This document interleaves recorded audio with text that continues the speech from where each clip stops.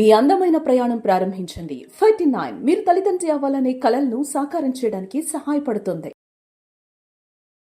నమస్తే, welcome to Suman TV. ప్రస్తుతం మనతో పాటు ప్రముఖ మధుమేహ వైద్య నిపుణులు డాక్టర్ జి కిరణ్ గారు ఉన్నారు. వారితో మాట్లాడదాం. నమస్కారం డాక్టర్ గారు. నమస్తే మేడం. ఎస్, డయాబెటీస్ ఉన్న పేషెంట్స్ ప్రత్యేకించి వారు నాన్ వెజ్ తినేటప్పుడు అసలు ఎలాంటి జాగ్రత్తలు తీసుకోవాలి? వాళ్ళు అసలు అంటే కొంతమందికి బాగా అలవాటు ఉంటుంది సార్, వీక్ లో అట్లీస్ట్ 3-4 days కంపల్సరీ మా ఇంట్లో నాన్ వెజ్ ఉండాల్సిందే, లేకపోతే మేము తినము, అది ఇంకా మాకు చిన్నప్పటి నుంచి చాలా అలవాటు అయిపోయింది అంటూ ఉంటారు. బట్ ఎప్పుడైతే డయాబెటీస్ బాడీలోకి ఎంటర్ అయిందో కొన్ని ఫుడ్ ని అలవాట్లు మార్చుకోవాలి, కొన్ని తగ్గించాలని చెప్తూ ఉంటారు. సో ప్రత్యేకించి డయాబెటీస్ ఉన్న వాళ్ళు నాన్ వెజ్ విషయంలో ఎలాంటి జాగ్రత్తలు తీసుకోవాలి? డెఫినెట్గా నాన్ వెజ్ ఒక లిమిట్కి మించి మనకి ఎక్కువ కాదు, అది కిడ్నీస్కి లోడ్ పడుతుంది. ఎంతైనా హై ప్రోటీన్ కాబట్టి. బట్ ప్రోటీన్ అనేది మనకు అవసరం. ఉదాహరణకి పర్ డే 60 నుంచి 80 grams వరకు ప్రోటీన్ అనేది అవసరం. పైగా ఎక్కువగా వ్యాయామం పద్ధతిగా చేస్తున్న వాళ్ళలో ప్రోటీన్ ఇంకొంచెం ఎక్కువ ఉంటే బెటర్. శారీరక శ్రమ ఎక్కువగా ఉండి పొలంలో పనులు చేస్తున్న వాళ్ళు కానీ వీళ్ళకందరికి కూడా కొంచెం ప్రోటీన్ ఫుడ్ ఉంటే మన కండబలం కూడా తగ్గకుండా ఉంటుంది. అది మోస్ట్ ఇంపార్టెంట్. రెండోది ఏ ఏజ్లో వారి గురించి మాట్లాడుతున్నాం. ఇప్పుడు ఉదాహరణకి 50-60 వయసు దాటిన వారికి అరుగుదల అనేది కొంచెం ఆలస్యంగా ఉంటుంది. ముఖ్యంగా నాన్ వెజ్ ఐటమ్స్లో ముఖ్యంగా ఫ్రైడ్ ఐటమ్స్ తీసుకుంటున్నప్పుడు వీళ్ళకు డైజెషన్ అనేది డిలే ఉంటుంది. కాబట్టి సాయంత్రం కానీ రాత్రిపూట ఈ నాన్ వెజ్ అనేది ఎక్కువగా మనం తీసుకున్నట్లయితే వీళ్ళకు నైట్ అంతా అరుగుదల అవుతూ ఉంటుంది, నిద్ర సరిగ్గా పట్టదు, నెక్స్ట్ డే మార్నింగ్ కొంచెం గ్యాస్ట్రైటిస్ ఇలాంటివన్నీ కూడా సఫర్ అయ్యే ఛాన్సెస్ ఉంటాయి. కాబట్టి నాన్ వెజ్ని నైట్ కంటే కూడా డిన్నర్కి, లంచ్కి కానీ లేదా వీలైతే బ్రేక్ఫాస్ట్తో కానీ పెట్టుకొని సాయంత్రంకి వచ్చేసరికి తేలికైన ఆహారం తీసుకోగలిగితే చాలా హ్యాపీగా ఉంటారు. అంటే డిన్నర్ లో మాక్సిమం నాన్ వెజ్ ఉండకుండా ఉంటే బెటరా? అవునండి. ఈ వయసు గ్రూప్ మనం మాట్లాడుకున్నప్పుడు యంగ్స్టర్స్ ఓకే పర్వాలేదు, బట్ అలాగని ఎక్కువగా non veg food night prefer చేయడం మళ్ళీ కరెక్ట్ కూడా కాదు. మీరు ఈవెన్ మనకు పాతకాలంలో కూడా చూస్తే ఆదివారం నాడు కోడి కోసిన, ఇంకేదన్నా చెప్తున్నా ఊర్లలో పల్లెల్లో పొట్టేలు కోసిన, మేజర్గా బ్రేక్ఫాస్ట్ నాన్ వెజ్ ఎంజాయ్ చేసేవాళ్ళు. ఇంకొంచెం ఏదైనా మిగిలితే మధ్యాహ్నానికి ఉండేది, అంతే. మధ్యాహ్నానికి అన్ని కడిగేయటమే, ఉండేది కాదు. బట్ ఈ మధ్య కాలంలో ఏమైపోయిందంటే మనం బ్రేక్ఫాస్ట్ బిజీ స్కెడ్యూల్, లంచ్ కూడా మనము బిజీగా ఉంటున్నాం, అలసిపోయి కష్టపడి వర్క్ చేసి ఇంటికి వస్తారు కదా, నైట్ ప్రశాంతంగా, కాబట్టి నైట్ మనం ప్రిఫర్ చేస్తున్నాం. ఈవెన్ సండే చూస్తే కూడా ఇప్పుడు మనకు నాన్ వెజ్ ఎప్పుడు పడితే అప్పుడు దొరుకుతూ ఉండండి. ఇప్పుడు ఒకనప్పుడు ఏంటి, మనకి మార్నింగే వెళ్ళి కావాల్సినవి కోడి అయితే కోడి, చేపలు అయితే చేపలు, పొట్టేలు కూడా వీళ్ళు మార్నింగ్ కట్ చేసేవాళ్ళు. కాబట్టి అది విత్ ఇన్ 2-3 hours మళ్ళీ వెళ్తే అక్కడ ఖాళీ మార్కెట్ కూడా ఏముండదు, మనకు దొరికేది కాదు. ఇప్పుడు మనకు ఏ టైంలో కావాలంటే ఆ టైంలో అన్ని అవైలబిలిటీ వస్తున్నాయి కాబట్టి అన్ని మనకు అందుబాటులో, మనకు వీలుబాటులో టైమింగ్స్ మార్చేసుకున్నాం. దానివల్ల డైజెస్టివ్ ప్రాబ్లమ్స్ వస్తున్నాయి. నాకు నాన్ వెజ్కి డయాబెటీస్కి నేను లింక్ పెట్టట్లేదు, బట్ నాన్ వెజ్ ఎక్కువగా నైట్ టైం తీసుకున్నా లేదా నాన్ వెజ్ని మనము ఎక్కువ క్వాంటిటీలో లేట్ నైట్ తిన్నా వీళ్ళకి డైజెస్టివ్ ప్రాబ్లమ్స్ అనేటివి ఎక్కువగా వస్తున్నాయి. సో నేను ఆ ఒక దీంతో చెప్తూ వస్తున్నాను. ఈవెన్ పిల్లలకు కూడా మార్నింగ్తో పెడితేనే బ్రేక్ఫాస్ట్తో బెటర్. ఇప్పుడు మీరు అన్నారు నాన్ వెజ్ ప్రిఫర్ చేసేవాళ్ళు అని. సో నాన్ వెజ్ ప్రిఫర్ చేసేవాళ్ళు ఇప్పుడు ఉదాహరణకి కోడి పులుసు ఇడ్లీతో అద్భుతంగా తినొచ్చు, దోశతో బాగా తినొచ్చు, కొంతమంది పూరీలతో కూడా, చపాతీలతో కూడా ప్రిఫర్ చేస్తారు, తప్పే లేదు. అదే విధంగా మటన్ పులుసు ఎత్తుకున్నా కూడా పులుసు ఐటమ్ అంటే ఏదైతే వాటర్ క్వాంటిటీ ఎక్కువగా మనం పులుసులాగా చేస్తామో నాన్ వెజ్ ఏదైనా కూడా ఇడ్లీ, దోశ వీటన్నిటితో కూడా బాగుంటుంది. ఓకే, ఫ్రై చేసిన ఐటమ్ ముఖ్యంగా లంచ్ ఐటమ్లోకి బెటర్గా ప్రిఫర్ చేసుకోవచ్చు. ఇంకా ప్రత్యేకంగా మనం షుగర్ పేషెంట్స్కి చూస్తే వెయిట్ తక్కువగా ఉన్నవాళ్ళు కొంచెం తిన్నా పర్వాలేదండి non veg. But already weight ఎక్కువగా ఉన్నవాళ్ళు ఈ ముఖ్యంగా నాన్ వెజ్ వండేటప్పుడు వితౌట్ ఆయిల్ కుకింగే ట్రై చేయాలి. ఎలాగో వండే ప్రయత్నంలో దాంట్లో ఉండే ఆయిలే కాస్త వస్తుంది. కాబట్టి బిగినింగ్లో ఒక 2-3-4 spoons ఆయిల్ వేసేసి ఆనియన్స్ అవి దాంట్లో ఫ్రై చేసి ఆ తర్వాత అందులో మటన్ చికెన్ వేస్తే ఆ ఆయిల్ ఇంకా ఎక్కువ అవుతుంది అక్కడ. కాబట్టి ఆ ఫస్ట్లో మీరు చాలా తక్కువ ఆయిల్ లేదా వితౌట్ ఆయిల్ ఎలాగ వండొచ్చు అనే దాని మీద కొంచెం ధ్యాస దృష్టి పెట్టండి. ఏమి టేస్ట్ కాంప్రమైజ్ కాదండి, అద్భుతంగా వండొచ్చు without oil. So without oil వండినప్పుడు ఏమవుతుందంటే వాళ్ళకి బరువు పెరిగే అవకాశాలు తక్కువ ఉంటాయి.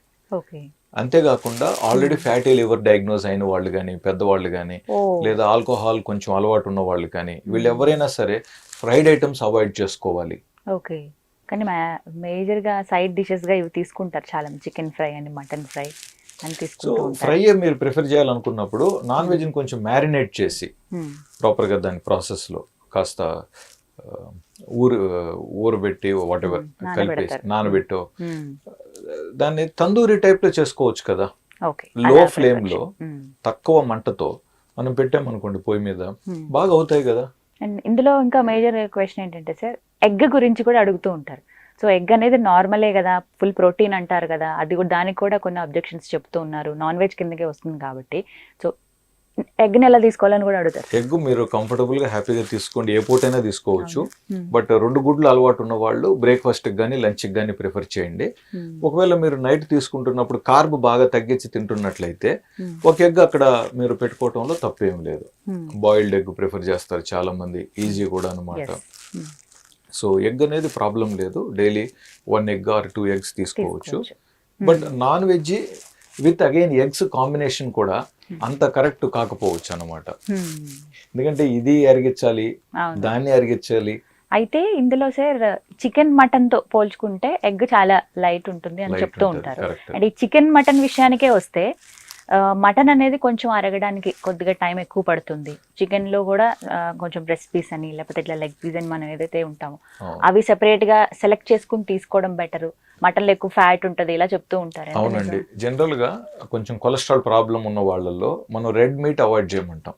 అంటే గోట్ మీట్ కానీ షీప్ మీట్ కానీ పొట్టేలు కానీ గొర్రెది కానీ అవాయిడ్ చేసేసి వీలైనంత వరకు చికెన్ది తీసుకోమని చెప్తాం వాళ్ళకి. వైట్ మీట్లో కొంచెం బెటర్గా ఉంటుందని చెప్పి. బట్ అయినప్పటికీ ఏంటంటే మటనే కావాలని ప్రిఫర్ చేసే వాళ్ళు ఉంటారు కదా. సో అలాంటి ప్రిఫర్ చేసే వాళ్ళు ఉన్నప్పుడు వీక్లీ వన్స్ కానీ లేదా మంత్లీ ట్వైస్ కానీ లిమిటెడ్ క్వాంటిటీలో ఫ్రై ఐటమ్ని అవాయిడ్ చేసుకుంటూ ఇలాగా పులుసు రూపంలో తీసుకోగలిగితే అది అక్కడ మళ్ళీ గ్రేవీ అనేది చిక్కగా కాకుండా ప్లస్ రైస్ ఐటమ్ అనేది ఇక్కడ కొంచెం లిమిటెడ్గా పెట్టుకోగలిగితే బెటర్ అనమాట. సో కార్బ్కి మనం రైస్ ఎక్కువ తీస్తే మళ్ళా ఈ పీసెస్ ఎక్కువ తిని ఇదంతా బాడీకి మళ్ళీ ఎక్కువ అయిపోతుంది అనేది నా అభిప్రాయం.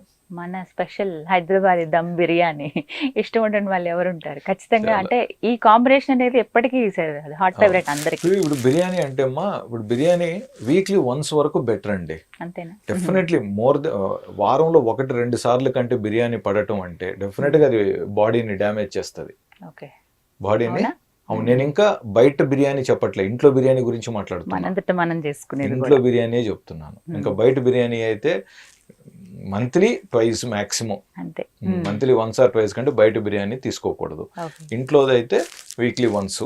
ఇంకేదన్నా ఎప్పుడన్నా ఒక అకేషన్ ఉంది కాబట్టి 2వ సారి పడినా పర్వాలేదు, కానీ వీలైనంత వరకు వీటిని తగ్గించుకొని. అండ్ 2వది ఏంటంటే ఈ కొంచెం పెద్ద వయసులో ఉన్నవాళ్ళు నాన్ వెజ్ తిన్నట్లయితే నెక్స్ట్ డే వీలైనంత వరకు సాత్విక ఆహారాన్ని, తేలిగ్గా ఈజీగా అరిగిపోయే ఆహారాన్ని కానీ వీళ్ళు తీసుకోగలిగితే డెఫినెట్గా చాలా బెటర్గా ఉంటుంది అనేది నా అభిప్రాయం. అంటే షుగర్ లెవెల్స్ గురించి అడుగుతారు చాలా మంది. నాన్ వెజ్కి షుగర్ పెరగడానికి పెద్ద డిఫరెన్స్ ఏం లేదండి. రైస్ ఐటమ్ కార్బ్ ఐటమ్ తో షుగర్ ఎక్కువగా జంప్ అవుతుంది, కానీ నాన్ వెజ్ తో జంప్ అవ్వదు. జస్ట్ నాన్ వెజ్ పీసుల వల్ల షుగర్ లెవెల్స్ జంప్ అవ్వవు. బట్ ఇందులో గ్రేవీలో వీళ్ళు ఏదైనా చిక్కగా గ్రేవీ రావడానికి వేరేటి ఏదైనా కలిపినప్పుడు అవి కార్బ్ ఐటమ్స్ అయింటాయి కాబట్టి వాటి వల్ల కొంచెం షుగర్ పెరిగే ఛాన్సెస్ ఉంటాయి అన్నమాట. సో ఈ పులుసు అన్నప్పుడు ఏమవుతుంది, అందులో ఏముండదు, జస్ట్ ఆనియన్స్ లేదా వెల్లుల్లి పేస్ట్, టమాటోస్ ఉంటాయి కాబట్టి పులుసు అనేది డెఫినెట్ గా మంచిది. ఉప్పు కారాలు దయచేసి తగ్గించుకోండి, ఇవి ప్రాధాన్యంగా. ప్లస్ రైస్ క్వాంటిటీ కూడా కొంచెం లిమిట్ లో పెట్టుకోగలిగితే చాలా బాగుంటుంది. నాన్ వెజ్ తినేటప్పుడు మీకు ఒకవేళ అలవాటు ఉంటే జొన్న రొట్టెతో మంచి కాంబినేషన్, లేదా రాగి ముద్దతో మంచి కాంబినేషన్. జొన్న, రాగి వీటితో ఏంటంటే కార్బ్స్ కొంచెం తక్కువ ఉంటాయి కాబట్టి వైట్ రైస్ తో పోలిస్తే. అంటే చాలా మంది బ్రౌన్ రైస్ బాగుండదని అనుకుంటూ ఉంటారు, బట్ బ్రౌన్ రైస్ కూడా అద్భుతమైన టేస్ట్ అండి. మంచి వేడివేడి బ్రౌన్ రైస్ తో పాటు మీరు ఎటువంటి నాన్ వెజ్ అయినా తినొచ్చు. బ్రౌన్ రైస్ తోనే కాకుండా మన చిరుధాన్యాలలో మనం కొర్రలు ఎత్తుకుంటే గానీ, సామిలు కానీ, అరికెలు కానీ వీటితో కూడా నాన్ వెజ్ మీరు ట్రై చేయొచ్చు. డెఫినెట్ గా బెటర్ ఆప్షన్స్ ఇవన్నీ కూడా. సో ఇది నేను ఇంకా అడగబోతున్నాను, రైస్ తో తినాలా లేకపోతే రోటీస్ తో తినాలా అని. రోటీస్ అనేవి చాలా రకాలుగా వచ్చేసాయి సార్ మనకి ఇప్పుడు. సో చివరిగా ఏం చెప్తారు మీరు? ఈ రోటీస్ లో కూడా చాలా రకాలు ఉన్నాయి, నాన్స్, బటర్ నాన్స్, తందూరి రోటీలా, ఫుల్కా. మైదా రోటీస్ అవాయిడ్ చేయండి. పొట్టకి అరిగించడం చాలా కష్టం అండి నాన్ వెజ్. దీనికి తోడు మైదాను అవాయిడ్ చేయండి, గోధుమలు కూడా తగ్గించండి. ఓకే. అది జొన్న రొట్టె ది బెస్ట్ అంటున్నారు. హోటల్స్ లో పోతే 90% అది మైదా. నాన్ అంటే మైదానే కదా, ఆల్మోస్ట్ రొటీస్ కూడా మైదా కలుపుతారు. పుల్కాస్ లో ఓకే కొంచెం బెటర్ ఏమో, హాఫ్ పోర్షన్. కాబట్టి మీరు అక్కడ ఎంపిక చేసుకోండి ఏది బెటర్ అని చెప్పి. సో తినేదానికి మాత్రం బాగుంది అన్న పాయింట్ కాకుండా తిన్న తర్వాత ఆహారం పొట్టలేకపోయిన తర్వాత పొట్టకు ఎంతవరకు ఇది శ్రమను కలిగిస్తోంది, అది ఈజీగా ఉంటుందో పొట్టకు అరిగించడం అనే పాయింట్ కూడా మనం కొంచెం ఆలోచించాం అనుకోండి, డెఫినెట్గా మన బాడీని మనం సంరక్షించుకున్న వాళ్ళం అవుతాం. Thank you so much doctor గారు. నమస్తే.